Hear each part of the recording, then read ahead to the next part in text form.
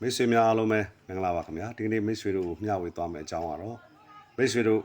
ဖုန်းမှာပါတဲ့ camera application နဲ့ရိုက်တဲ့အခါပုံတွက်တွေမကောင်းခဲ့ရင်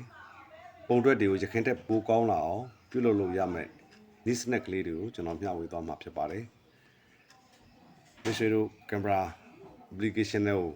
ဖွင့်လိုက်ပြီးပုံမှန်အနေနဲ့ရိုက်မယ်ဆိုရင်ကျွန်တော်တို့ဒီလိုပဲရိုက်လိုက်တာဖြစ်ပါတယ်ကျွန်တော်တို့ကဒီလိုဓာတ်ရိုက်တန်းပြီးတော့မရိုက်ဖက်နဲ့ပုံတွဲလေးတွေပိုကောင်းလာအောင်ပြုလုပ်လို့ရတဲ့နည်းလေးတွေကိုမိတ်ဆွေတို့ဒီကနေ့မျှဝေသွားမှာဖြစ်ပါတယ်ကင်မရာ application နဲ့ဝင်လိုက်ပါပြီးရင်ကျွန်တော်တို့ဒီပေါ်မှာရှိတဲ့မြင်းသုံးချောင်းနေရာကိုဝင်ရမှာဖြစ်ပါတယ်ပြီးရင်တော့ကျွန်တော်တို့ setting နေရာကိုဝင်ပေးလိုက်ပါခင်ဗျာဒီနေရာမှာကျွန်တော်တို့အပေါ်ဆွဲတင်လိုက်ပါ preset setting ဆိုတာရှိပါတယ်ဒီနေရာမှာကျွန်တော်တို့ကဝင်ပြီးတော့ပြုပြင်ပေးရမှာဖြစ်ပါတယ် camera mode ဆိုတာရှိတယ် beautify ဆိုတာရှိတယ် AI camera ဆိုတာရှိပါတယ်ဒီသုံးခုကိုကျွန်တော်တို့က on ပေးထားရမှာဖြစ်ပါတယ်ခင်ဗျာ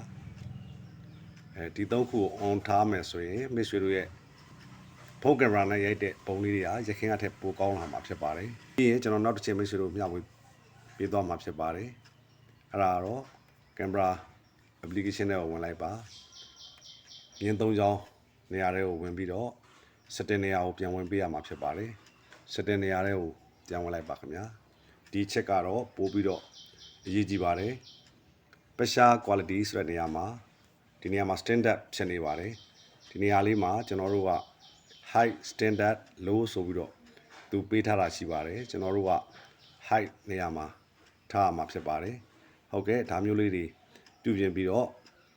မိတ်ဆွေတို့ဖုန်းကင်မရာနဲ့ရိုက်မယ်ဆိုရင်ပုံတွက်တွေကရခင်ကထက်ပိုပြီးတော့ကောင်းလာမှာဖြစ်ပါတယ်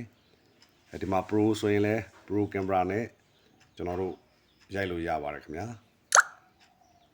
ဟုတ်ကဲ့ဒီနေ့ဖို့ဒီဗီဒီယိုလေးကိုမိတ်ဆွေတို့မျှဝေတင်ပြလိုက်ရပါတယ်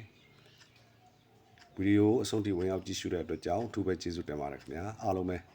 ချမ်းသာချမ်းမြေ့ကြပါစေ